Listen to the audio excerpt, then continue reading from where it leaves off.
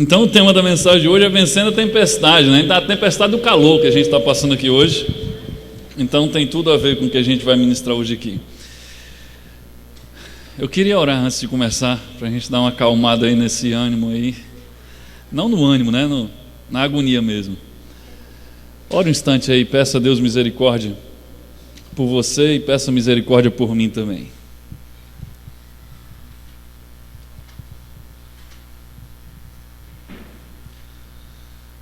Senhor nosso Deus, em nome de Jesus, eu quero te consagrar esse momento, pedir misericórdia, que apesar, Deus, do calor, o Teu Espírito Santo esteja falando conosco, esteja ministrando as nossas vidas e que o calor não seja, Deus, um motivo para que nós venhamos a tirar nossa atenção daquilo que vai ser ministrado. Tem misericórdia de nós, em nome de Jesus. Amém.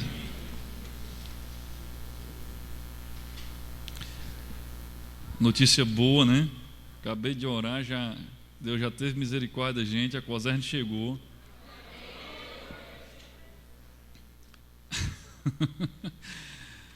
Glória a Deus. Mas não vamos ficar pensando na hora que vão ligar os ar-condicionados, não. Deixa resolver lá o problema, ninguém sabe o tamanho do problema. Vamos lá, vencendo a tempestade.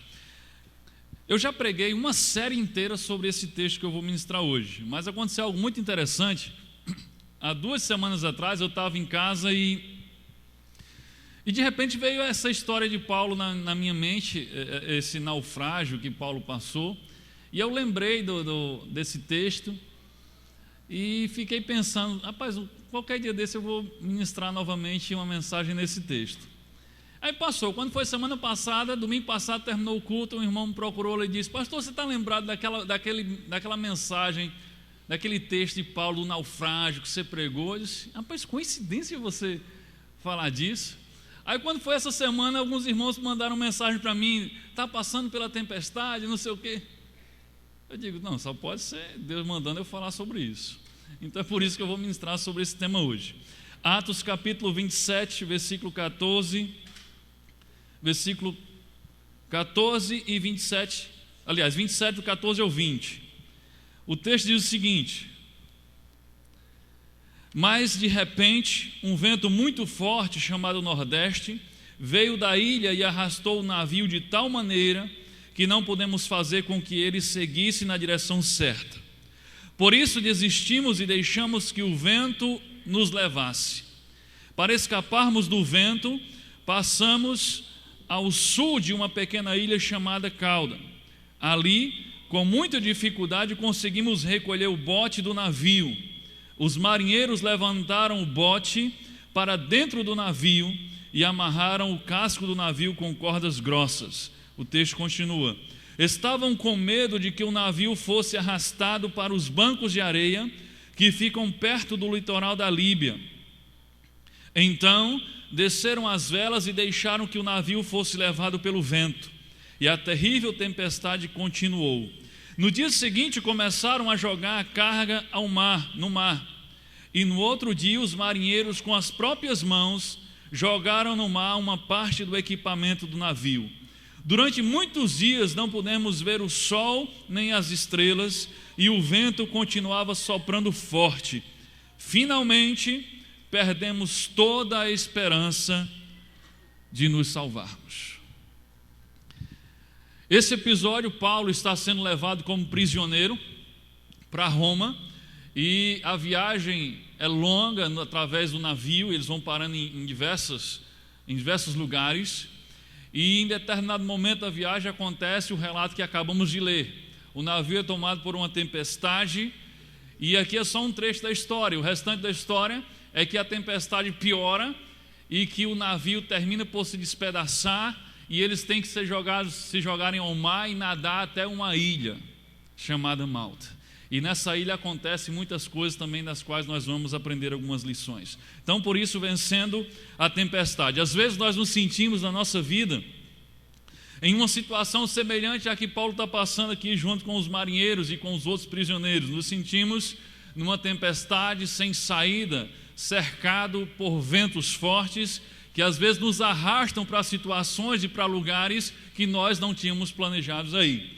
Então, o que seria, trazendo para uma analogia disso para a nossa vida, o que seria uma tempestade, passar por uma tempestade na vida? A tempestade na vida são tempos difíceis, são tempos de sofrimento, são tempos de tristeza, tragédia, doença, frustração, fracasso, fadiga. São tempos complicados que a gente passa vez por outra em nossa vida. Nós passamos por alguma noite escura da alma, passamos por momentos complicados. Essas são as tempestades a que me refiro e que nós vamos tratar nessa noite. As tempestades da vida, ou seja, as fases difíceis da vida, elas são inevitáveis. Elas vão acontecer e você pode contar com isso. Vão acontecer tempestades na sua vida e acredito que você já tem passado por algumas. Então, quando o assunto são tempestades, ou você acabou de sair de uma, ou você está passando por uma, ou você está caminhando para uma tempestade, mas elas são uma coisa certa. As tempestades, elas acontecem durante toda a nossa vida, assim como depois de cada subida há uma descida, depois de cada momento de calmaria também há um momento de tempestade. Então a nossa vida é assim, uma hora a gente está num momento de calmaria, de repente, sem que a gente espere, aparece uma tempestade. O profeta Jeremias, ele fala também sobre isso. Jeremias capítulo 4, versículo 20, ele diz assim: um desastre depois do outro, num instante minhas tendas foram destruídas, meu abrigo desaba num momento. Então, de uma hora para outra, você está vivendo algo bom, um momento bom, tranquilo, e de uma hora para outra as coisas se complicam. É alguém que adoece, é um emprego que você perde, é um conflito na família, no casamento. De uma hora para outra, a sua tenda pode desabar, o seu barco pode ser assolado pela tempestade. Jesus também foi bem realista a respeito das tempestades que nós enfrentaríamos. Lá em João capítulo 16, versículo 23, ele diz assim: neste mundo vocês terão aflições, mas tende bom ânimo, eu venci o mundo. Ele está falando que nesse mundo nós temos que estar preparados porque nós vamos passar por aflições. E ele diz: tende bom ânimo, não é porque você vai passar uma vida sem aflições, mas tende bom ânimo porque aquele que vence o mundo está com você. Tende bom ânimo porque você estando com Cristo, você vai vencer as aflições. Mas não é bom ânimo porque as aflições não vão acontecer com você. Elas são certas, elas vão acontecer. Nesse mundo teremos aflições, e nós aqui nesse contexto estamos chamando essas aflições de tempestade.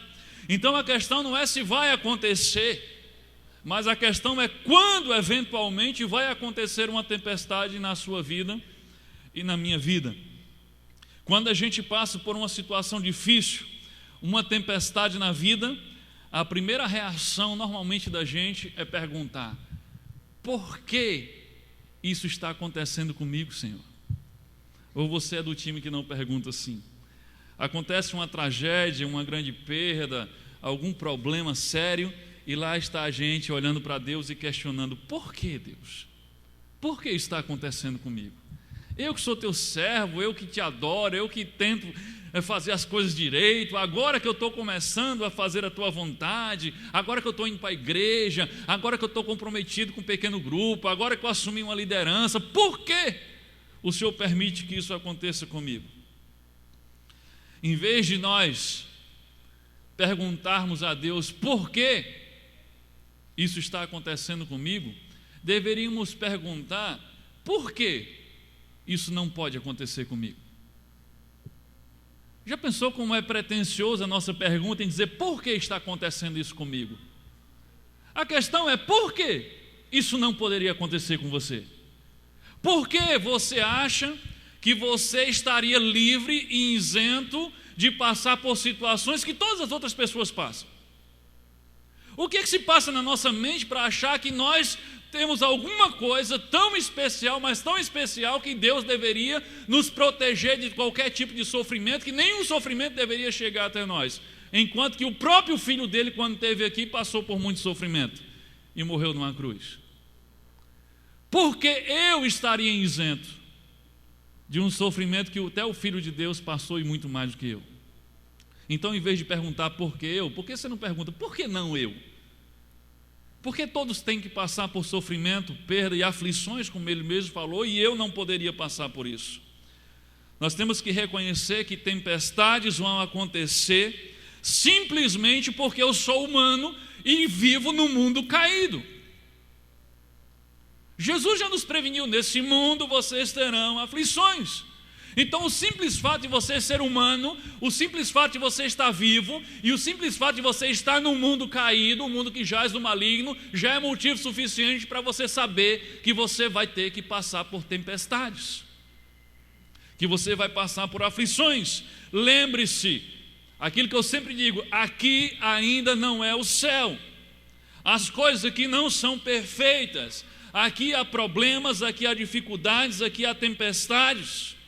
Elas vão acontecer, tanto para pessoas boas, como para pessoas não tão boas assim. Jesus não disse: olha, neste mundo haverá muitas aflições para aqueles que são ruins. Não, ele estava falando era para os discípulos dele. Ele estava falando para as pessoas que estavam comprometidas com ele. Ele estava dizendo: nesse mundo vocês passarão por aflições. Então as tempestades aqui, elas não escolhem cara. Elas tanto vêm sobre pessoas boas, como também vêm sobre pessoas ruins. Desastres e tragédias acontecem a todos nós. Então, tempestades são inevitáveis. Ou você já passou, ou está passando, ou está caminhando para uma tempestade mais cedo ou mais tarde. A pergunta que vamos fazer e responder hoje é a seguinte: o que temos que fazer para vencer a tempestade? Então não é o que temos que fazer para evitar a tempestade, não tem como evitar, elas virão. A questão é o que temos que fazer para vencer a tempestade. Primeiro, você já pode completar no seu esboço. Abra os olhos para enxergar a companhia de Deus. Quando você estiver passando pela tempestade, estiver passando por um problema, por uma tragédia, abra os olhos para enxergar a companhia de Deus. Olha só o que diz Atos capítulo 27, versículo 23. Aqui Paulo está no navio, assolado pela tempestade, e ele diz: porque esta mesma noite um anjo de Deus, de quem eu sou e a quem eu sirvo, esteve comigo dizendo: Paulo, não temas. Observe que Paulo está no meio da tempestade, no navio açoitado pela tempestade, mas no meio daquela tempestade ele encontra quem? Um anjo de Deus que foi ao socorro de Paulo e diz: Paulo, não temas. Quando nós estamos passando pela nossa noite escura da alma, pensando que estamos sozinhos, porque o medo faz você ficar cada vez mais míope, e você já tem dificuldade de ver o agir de Deus. Quando você está com medo, você tem mais ainda. Então, quando você está passando pela noite escura da alma, pensando que está sozinho, abra os seus olhos espirituais para você enxergar que Deus está com você. Ele disse: estarei com vocês todos os dias até a consumação dos séculos. Ele não disse: estarei com vocês nos seus dias bons. Ele não disse: estarei com vocês quando tiver calmaria. Não, na tempestade Ele também está todos os dias, dias bons e dias maus. Ele disse que haveria tempestade, sim, mas haveria a presença dEle também. E Paulo está no meio da tempestade, assolado pela tempestade, e ele encontra com quem? Com o anjo do Senhor que diz: Paulo, não temas. Sabe como é que Jesus foi chamado pelo anjo do Senhor quando anunciaram o seu nascimento? Ele foi chamado de Emanuel. E você sabe o que significa Emanuel? Deus conosco. O nome de Jesus é Deus conosco. Ele não vai embora na crise, Ele não vai embora na tempestade. Ele é Deus conosco quando as coisas estão calmas, e Ele é Deus conosco quando o nosso barco está sendo assolado pela tempestade. Então, na jornada da fé, na nossa caminhada da fé, existem tempestades, mas também existe o Deus conosco. Aquilo que nos ameaça na tempestade, aquilo que está fora do nosso controle, está literalmente debaixo dos pés do Senhor. Lembra que Jesus caminhou sobre as águas no meio de uma tempestade? Então a tempestade que está fora do seu controle, a tempestade que te traz medo, entenda, ela está debaixo dos pés de Jesus, o seu Senhor. E Jesus é Emanuel, o Deus conosco. Então, quando você estiver passando pela tempestade, abra os seus olhos espirituais para enxergar que você não está sozinho. Deus está com você. Diga para a pessoa do seu lado: Deus está com você na tempestade.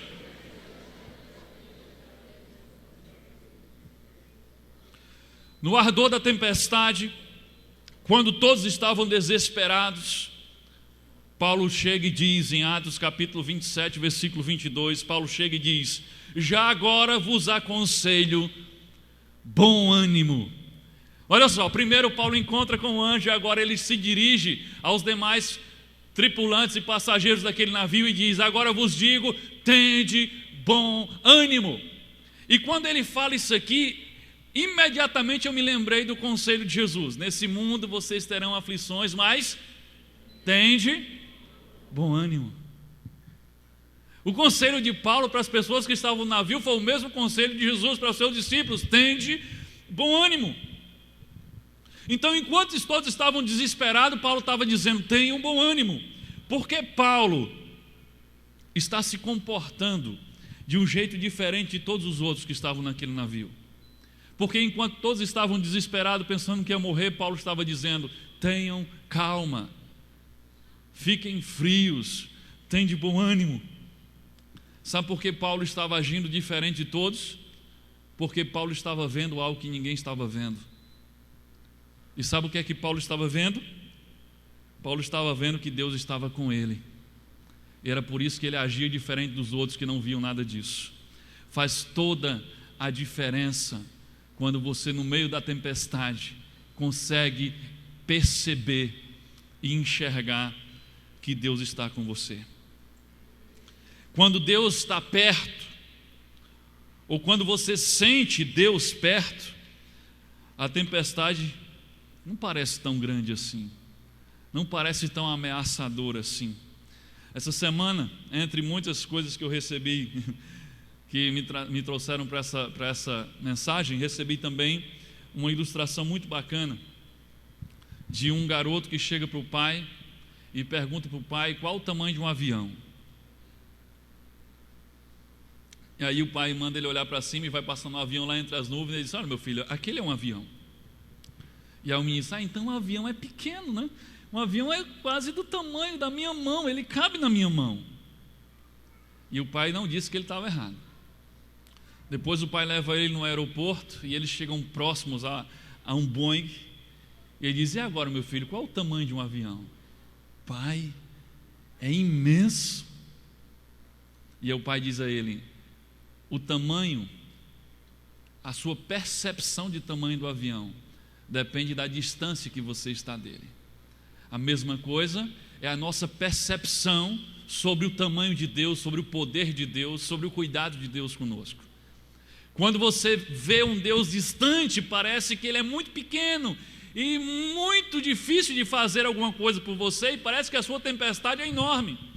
Mas quando você tem a percepção de um Deus perto, você vê Deus tão grande e tão poderoso a seu favor, que a tempestade começa a não ser tão assustadora assim. É por isso que Paulo, ele tinha um comportamento diferente, estava destoando, porque Paulo via o que os outros não viam. Paulo percebia a presença de Deus na tempestade, e por isso ele disse: tenha um bom ânimo, ninguém vai perder a vida, Deus está conosco, um anjo do Senhor me apareceu. Então é fundamental para que você sobreviva e vença a tempestade, que você lembre e reconheça que Deus está sempre com você. Então, enquanto todos viam uma grande tempestade, Paulo viu um grande e poderoso Deus. A proximidade com Deus diminuiu o tamanho da tempestade. Aí você pode perguntar: mas Paulo não teve medo? Claro que Paulo teve medo, ele é humano. Com certeza ele teve medo, mas por causa da certeza da presença do Senhor, Paulo não estava tomado pelo medo como os outros, Paulo estava tomado pela fé. E é isso que acontece quando nós temos a percepção da presença de Deus. O medo, ele existe, ele é humano, ele até faz bem em determinado grau, mas você não fica tomado pelo medo, cego pelo medo, você fica tomado pela fé, porque você sabe que Deus está com você. Quando você está na tempestade e você sabe que Deus está com você, Deus fará uma das duas coisas: ou Ele vai acalmar a tempestade, ou Ele vai acalmar o marinheiro. Então, se Deus decidir que não vai acalmar a tempestade agora, mas Ele vai acalmar o teu coração, assim como acalmou o coração de Paulo, porque você vai estar ciente da presença dEle. Então, quando estiver passando pela tempestade, abra os olhos para enxergar a presença de Deus do teu lado. Lembre, Emanuel significa amém.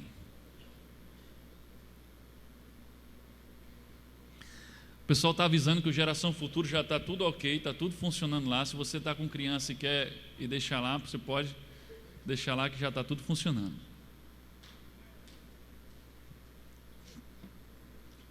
Segunda coisa que temos que fazer para vencer a tempestade: aproxime-se da fogueira, pois ela é fonte de calor. Aproxime-se da fogueira, porque ela é fonte de calor. Atos capítulo 28, versículo 1 e 2 diz assim: uma vez em terra, aqui eles já tinham naufragado, já tinham nadado até chegar na ilha. Uma vez em terra, verificamos que a ilha se chamava Malta. Os bárbaros, ou seja, os nativos, trataram-nos com singular humanidade, porque acendendo uma fogueira, acolheram-nos a todos por causa da chuva que caía e por causa do frio. Então, quando eles param na ilha, os nativos da ilha preparam uma fogueira para acolher a todos, porque havia tempestade, havia chuva, todo mundo encharcado, todo mundo sentindo muito frio. Quando você estiver no meio da tempestade, você deve evitar ficar sozinho. Atente para isso. Quando você estiver no meio da tempestade, evite ficar sozinho. Impressionante como a nossa tendência é justamente o contrário. Quando a gente está passando por uma noite escura da alma, quando a gente está triste, quando a gente está desapontado, quando a gente está desanimado, a gente não quer ver ninguém. A gente quer se isolar. Mas a solução é exatamente o contrário. Aproxime-se da fogueira. Fogueira é lugar de reunião. Fogueira é lugar de calor, para aquecer o seu coração que está frio por causa da tempestade. Como nós lemos anteriormente, Jesus disse que nós passaríamos por tempestades. É claro que ele usou outra palavra, ele usou aflições. E Jesus, sabendo que nós passaríamos por tempestades, ele preparou uma fogueira permanente e ele deixou essa fogueira aqui antes de partir. E você sabe que fogueira é essa? É a sua igreja. A igreja de Jesus é uma fogueira para esquentar o coração daqueles que estão passando por tempestades. A igreja é lugar de reunião, a igreja é lugar de calor, para esquentar o coração daqueles que estão passando por tempestade. Uma coisa é você passar por uma tempestade, outra coisa bem pior é você passar por uma tempestade sozinho. As coisas ficam muito piores quando você fica sozinho. Eu costumo dizer que a igreja, ela é como um braseiro, né? Tem aquela fogueira e depois que a fogueira, mesmo depois que a fogueira apaga, fica aquelas brasas vermelhas. E cada um de nós somos como cada um, somos uma brasinha daquela. E aí você retira uma brasinha daquela e deixa ela sozinha, exposta ao vento. E sabe o que vai acontecer? Em poucos minutos ela vai se apagar completamente. Mas observe as brasas que ficam juntas.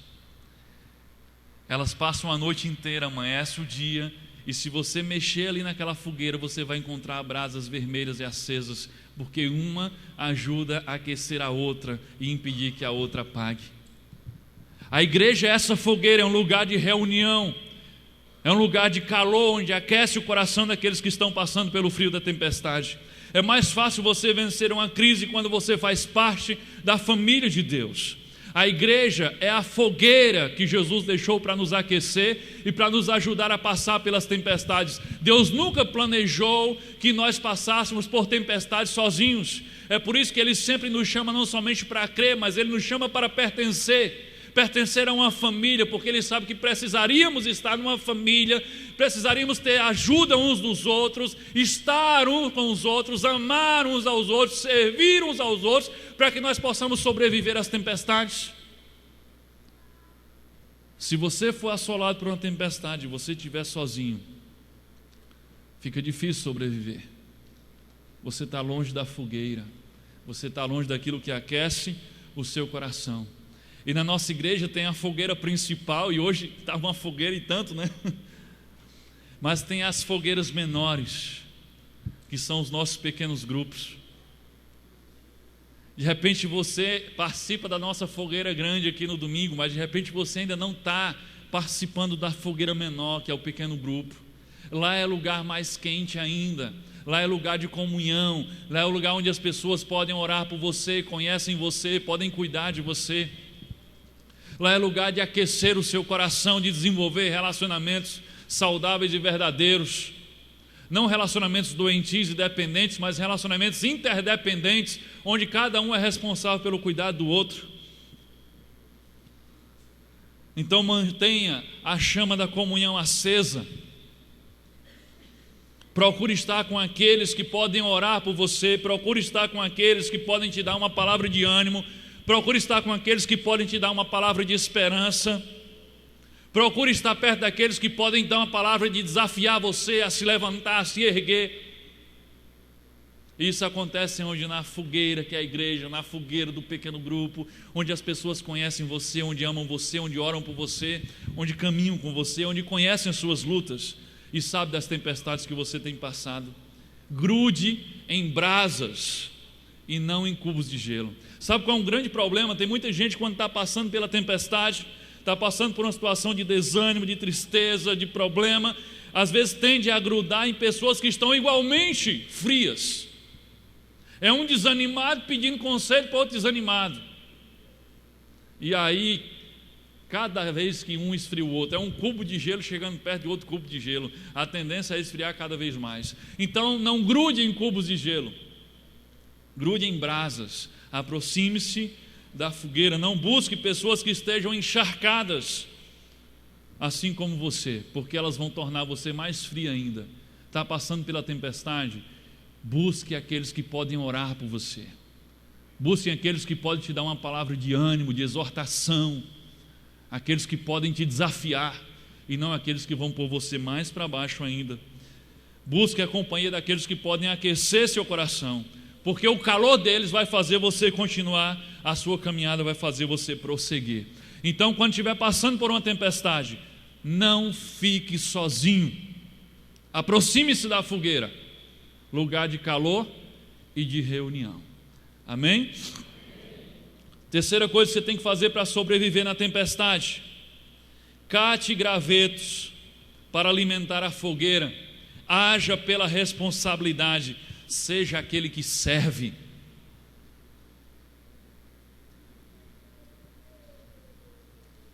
Quando estiver na tempestade, no frio, quando você estiver em volta da fogueira, seja aquele que cata os gravetos para alimentar a fogueira, seja aquele que age pela responsabilidade. O ânimo foi embora, a energia foi embora, mas eu vou agir pela responsabilidade, pelo senso de responsabilidade. Seja aquele que serve, como acabamos de cantar, servo de todos os irmãos.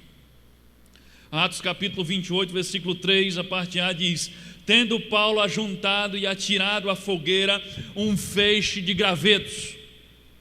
Eles chegam na ilha, são recepcionados pelos nativos que preparam a fogueira.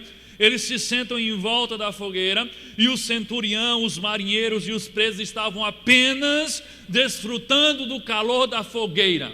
Ninguém estava fazendo absolutamente nada para alimentar a fogueira. Eles só estavam pensando em resolver o seu problema, o seu próprio problema imediato. Eles não queriam trabalhar para alimentar a fogueira, apenas queriam se alimentar do calor da fogueira. E é exatamente isso que acontece com a maioria das pessoas quando elas estão passando por problemas. Normalmente, quando a gente está passando por problema, a nossa tendência é travar. Cruzamos os braços, paramos de servir e começamos a olhar só para o nosso próprio umbigo, Somos uma vítima do mundo, somos vítimas de todos, e aí nós não queremos mais fazer nada.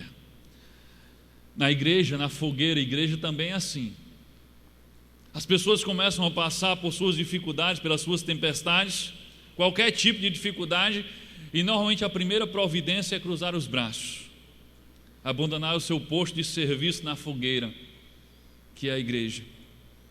Começa a passar por uma crise, por uma tempestade, por uma dificuldade, a primeira providência é: eu não quero mais servir, eu não quero mais liderar esse pequeno grupo, eu não quero mais trabalhar nesse ministério, eu não quero mais cuidar de ninguém.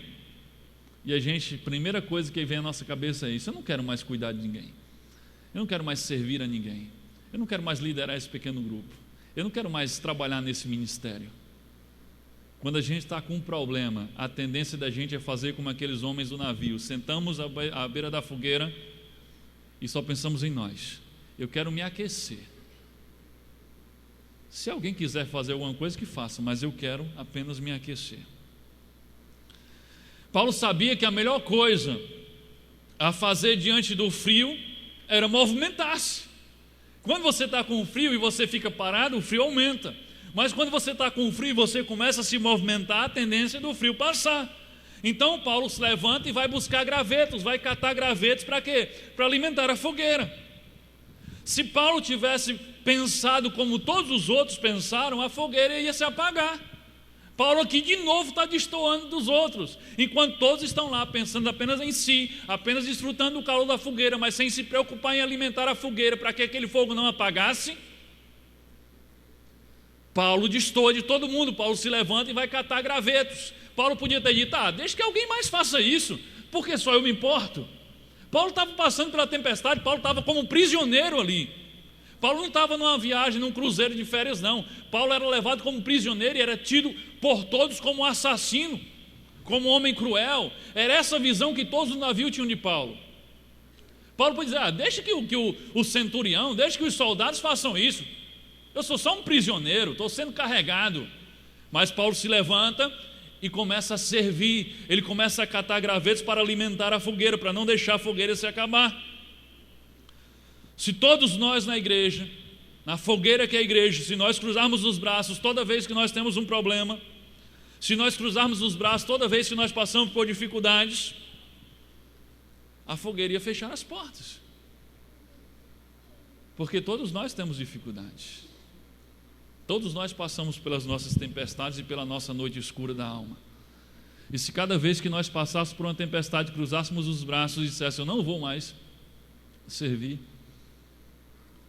a igreja fechava. Ainda bem que existem muitos que pensam como Paulo, que mesmo em detrimento da sua própria tempestade, do seu próprio frio, decidem ser aqueles que servem e agem pela responsabilidade. O ânimo foi embora, a motivação foi embora, mas existe um senso de responsabilidade que faz você continuar sendo servo de todos. Não seja aquele que apenas senta-se para desfrutar do calor da fogueira, mas seja aquele que ajuda a mantê-la acesa.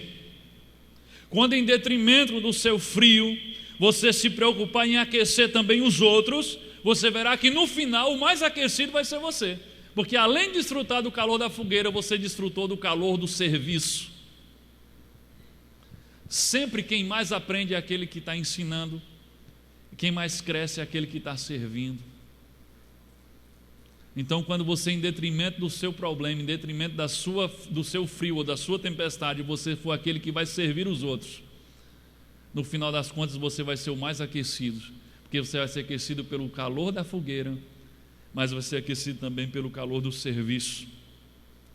Entenda uma coisa, já falei isso outras vezes, eu costumo dizer que Deus dá preferência para cuidar daqueles que estão desprovidos de cuidado. Então, se você só cuida de si mesmo, você está cuidando de você, então Deus vai cuidar daqueles a quem você deveria cuidar. Mas quando você esquecer de você, como Jesus disse, quando você esquecer de você e cuidar dos outros, como Paulo fez, sabe o que vai acontecer? Deus vai cuidar de você. E Deus cuida muito melhor do que você mesmo. Então eu prefiro esquecer de mim e cuidar dos outros e deixar que Deus cuide de mim. Na verdade eu estou sendo um grande egoísta, né? Mas porque eu sei que o cuidar de Deus é muito melhor do que o meu. Então eu prefiro, Deus, o Senhor cuida de mim, eu cuido dos outros. Porque Deus vai cuidar daquele que está desprovido de cuidado. Então quando eu não estou cuidando e estou cuidando dos outros, Deus termina cuidando de mim. E o cuidar dele é infinitamente superior a se eu mesmo estivesse cuidando de mim. Preocupe-se em cuidar dos outros e Deus cuidará de você. Agora preste atenção no que eu vou falar. É muito sério. Quando você começar a se movimentar, quando você começar a ser aquele que serve, quando mesmo em detrimento dos seus problemas, da sua tempestade, do seu frio, você se levantar para catar gravetos, para alimentar a fogueira, porque ninguém estava fazendo nada, mas você está fazendo alguma coisa para manter a fogueira acesa, você é aquele que serve. Quando você começar a fazer isso, sabe o que vai acontecer? Não vão surgir aplausos para você, não, mas as víboras vão se levantar contra você, elas vão te atacar. Atos capítulo 28, versículo 3, a parte B diz assim: tendo Paulo ajuntado e atirado à fogueira um feixe de gravetos, uma víbora, fugindo do calor, prendeu-se-lhe a mão. Uma cobra, uma víbora, mordeu Paulo.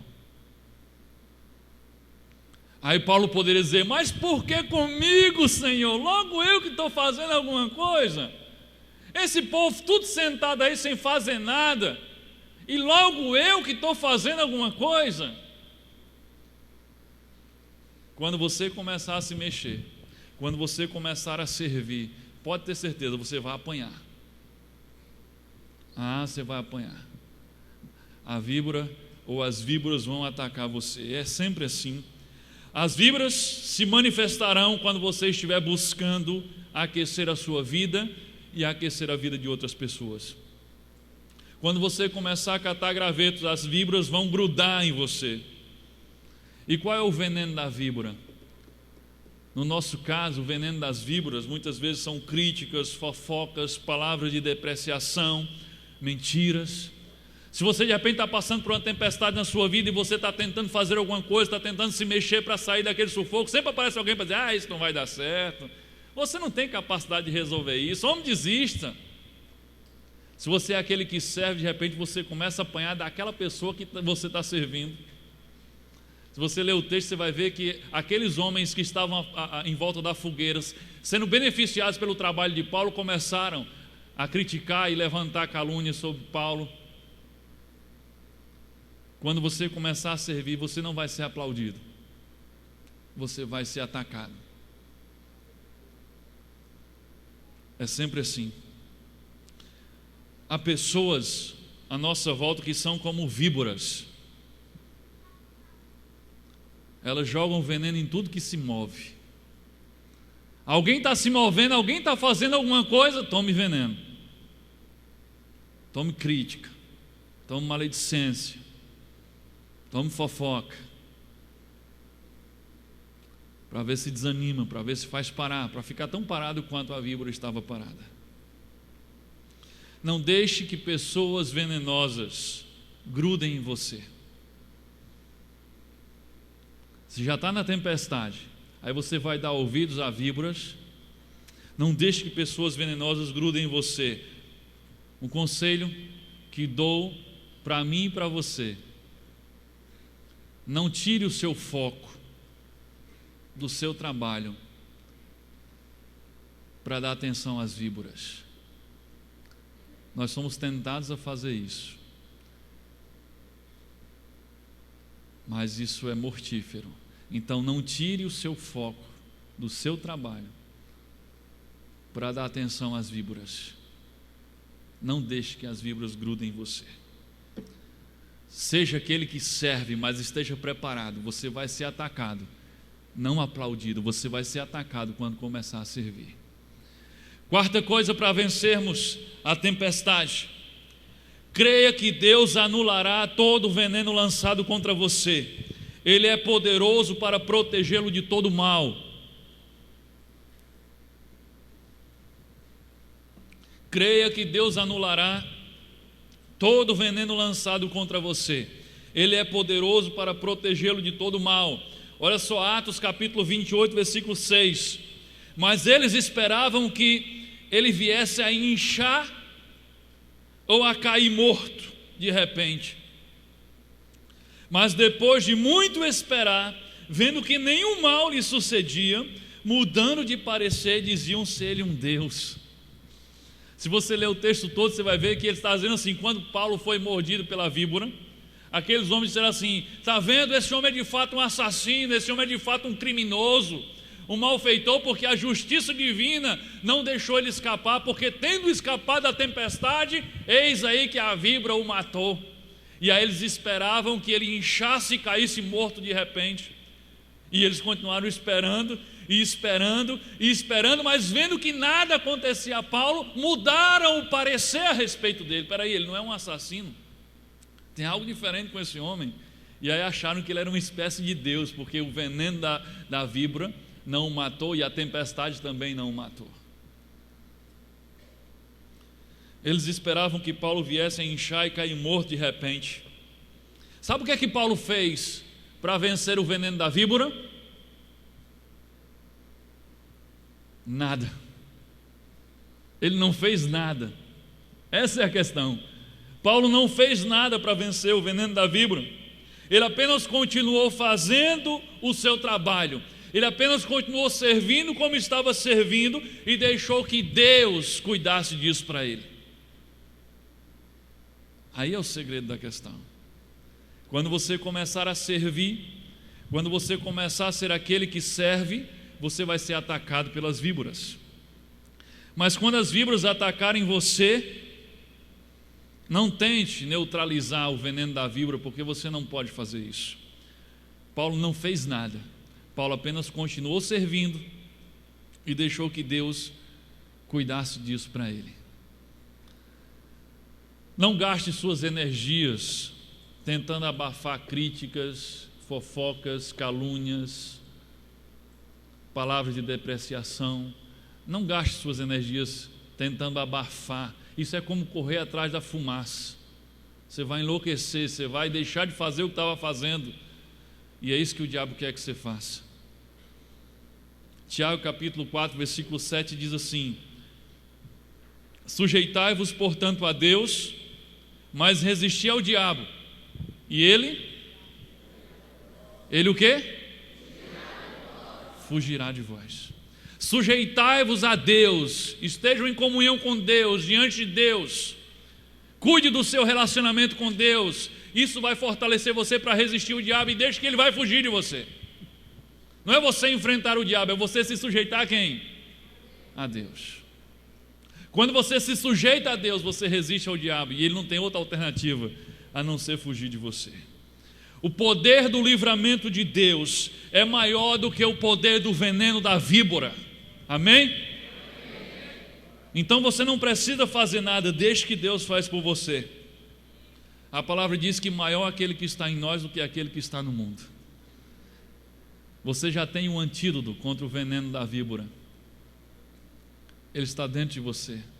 O Espírito Santo mora em você. Aquele que está em você é maior do que aquele que está no mundo. Talvez, assim como aconteceu com Paulo, talvez tenha gente torcendo para você inchar e cair morto. Talvez esteja gente torcendo para você fracassar. Talvez esteja gente torcendo para que a sua família não dê certo, seu casamento não dê certo, seu ministério não dê certo, seu trabalho não dê certo. Talvez tenha gente na arquibancada só torcendo. De repente tem gente olhando para você que está descendo uma baba verde no canto da boca de tanta inveja que está sentindo. Estava todo mundo torcendo para Paulo cair morto e dizer: está vendo como ele não presta? Mas se você está no centro da vontade de Deus, olha o que eu estou te falando. Se você está no centro da vontade de Deus, nenhum mal lhe sucederá. Nenhum mal vai lhe acontecer. Você vai sobreviver à tempestade, você vai sobreviver ao ataque da víbora, você vai sobreviver a tudo, se você estiver no centro da vontade de Deus.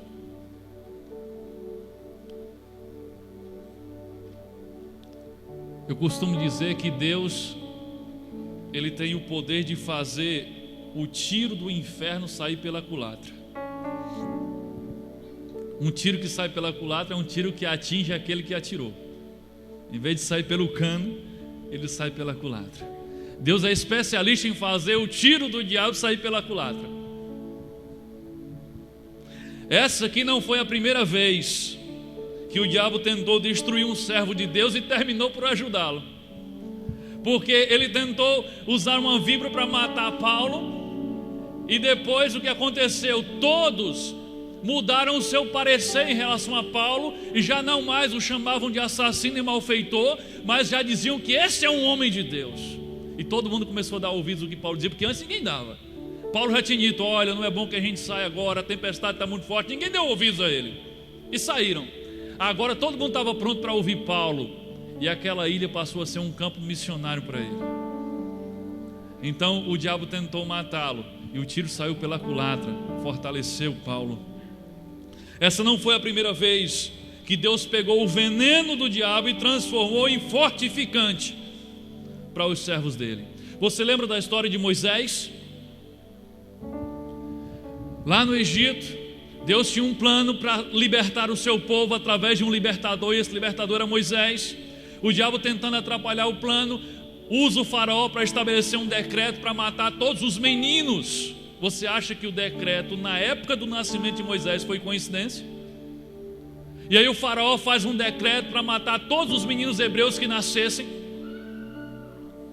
E a tentativa era o quê? Dar cabo da vida de Moisés ainda criança, e assim não haverá libertador. Mas só que aquele decreto de morte para Moisés, o que acabou acontecendo?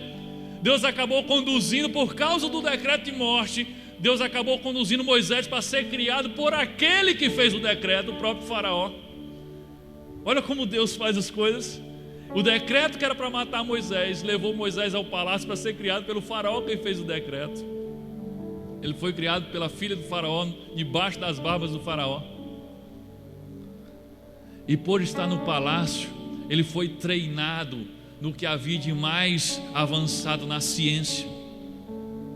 Ele foi treinado como um guerreiro, ele foi treinado como líder. Tudo que havia de melhor no conhecimento daquela época, ele teve acesso. É como se hoje ele fosse colocado nas melhores universidades do mundo. Foi isso que aconteceu com Moisés. E aí depois, mais para frente, o diabo, tentando ainda impedir o plano de Deus de libertar o povo através de Moisés, ele arma uma cilada e termina induzindo Moisés a matar um egípcio. E agora novamente Faraó lança um outro decreto de morte sobre Moisés. Moisés deve ser morto porque matou um egípcio. E agora Moisés, para escapar da morte, foge novamente, dessa vez para o deserto. E o diabo pensa: agora pronto, acabou essa história de libertador. Ele foi embora para o deserto, não está mais aqui entre o povo.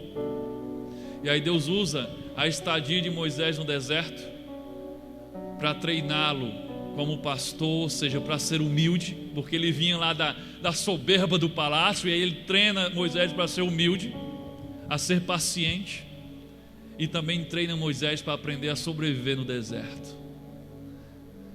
E aí 40 anos depois, Deus manda Moisés de volta para o Egito, agora mais forte, mais humilde e capacitado para ajudar o povo a sobreviver no deserto. O tiro do diabo saiu pela culatra. Ele tenta impedir, ele lança o veneno, e Deus transforma o veneno em fortificante. Cada vez que ele tenta destruir um servo de Deus que está no centro da vontade de Deus, Deus transforma o veneno em fortificante, e o servo fica cada vez mais preparado. Foi assim também com Paulo, em diversas ocasiões, nessa e outras ocasiões também, quando o diabo tentou impedir que Paulo pregasse o evangelho, colocando ele numa prisão. E ele, quando prendeu Paulo, achava que agora estava resolvido, ele não vai mais sair por aí pregando. Mas o que foi que aconteceu? Foi na prisão que Paulo escreveu as principais cartas que nós temos hoje na Bíblia.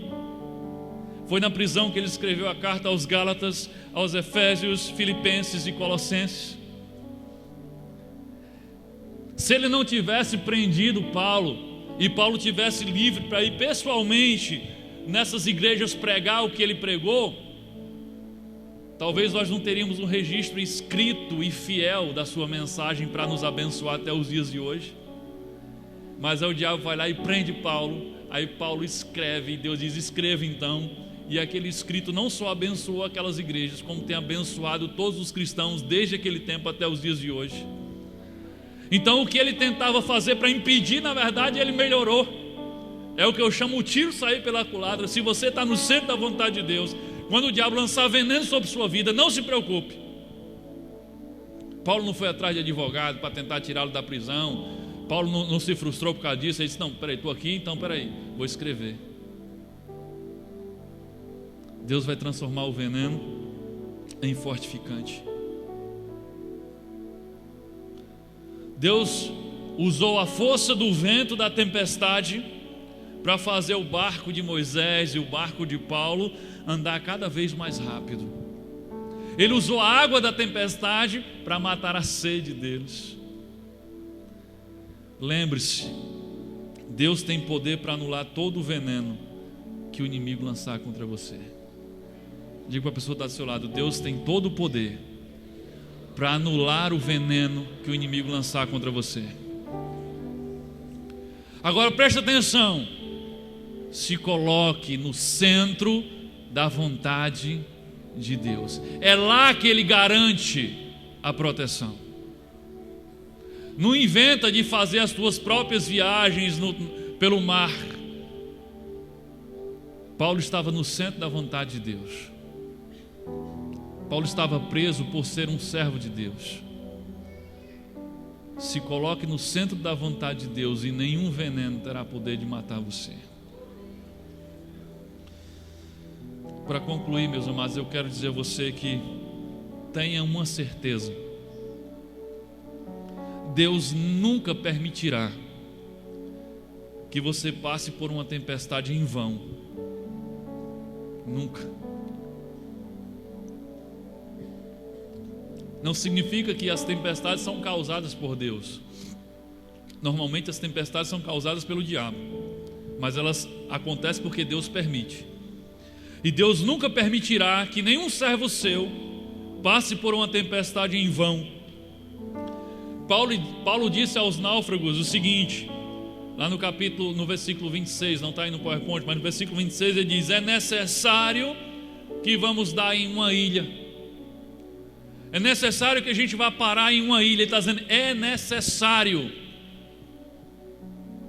Tem um propósito. Há coisas que são necessárias. E Paulo diz: é necessário que a gente vá parar numa ilha. Por quê? Porque ali Deus tinha um campo missionário para Paulo. Lá Deus ia mudar a percepção que todos tinham a respeito dele, e ele ia ser um instrumento de Deus naquele lugar. Foi na ilha que Paulo deixou de ser visto como um bandido e passou a ser conhecido como homem de Deus. É necessário às vezes nós passarmos por tempestades. Esse necessário de Deus levou Paulo para uma ilha como sobrevivente. E a partir daquele naufrágio, daquela tempestade, Deus iniciou um novo projeto na vida de Paulo. Deus mudou a percepção de todos e inicia-se um novo projeto missionário na vida de Paulo. Eu quero que você entenda isso. Depois da tempestade, Deus sempre tem um projeto novo para você. Você pode dizer amém? Amém. Depois da tempestade, Deus tem um projeto novo para você. Que Deus nos abençoe.